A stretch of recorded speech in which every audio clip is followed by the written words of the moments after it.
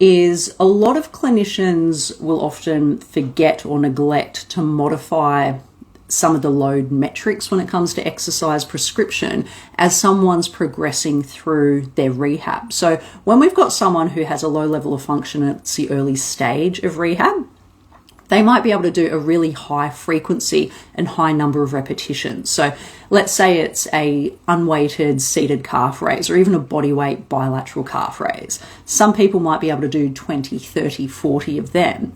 But then what a lot of clinicians forget is this patient, say it's Achilles tendinopathy, plantar heel pain, whatever it is, whatever they've been prescribing the exercises for, okay, it might have been bilateral calf raises, 4 sets, 20 repetitions, and they've built up to being able to do that daily.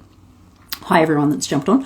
So when people are they're moving through their rehab, so they might have been able to achieve that 4 sets, 20 repetitions, and that's completely fine. Then they come back, the clinician goes, that's fantastic, let's progress that to single leg. So you're going from having sort of 50-50 body weight split for the most part, bilateral, and it's essentially 80 repetitions that they're doing.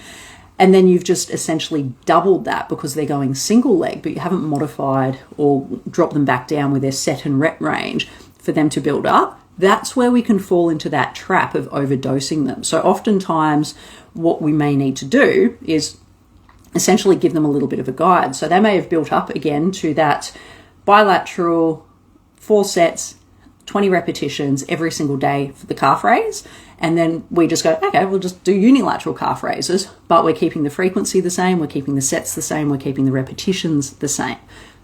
So you've essentially doubled it and not modified anything else. So what I typically do is for people, if it depends on the dosage metric. So if you remember, there's 9 different ways that we can modify a strength exercise: sets, reps, tempo, range, joint angles, complexity. I can't remember some of the other ones, but anyway, that's enough examples for now. Okay, so let's say we're progressing someone from bilateral 4x20 calf raises. What I would do is take them from doing it every day to potentially every second or third day, and then see how they go from there.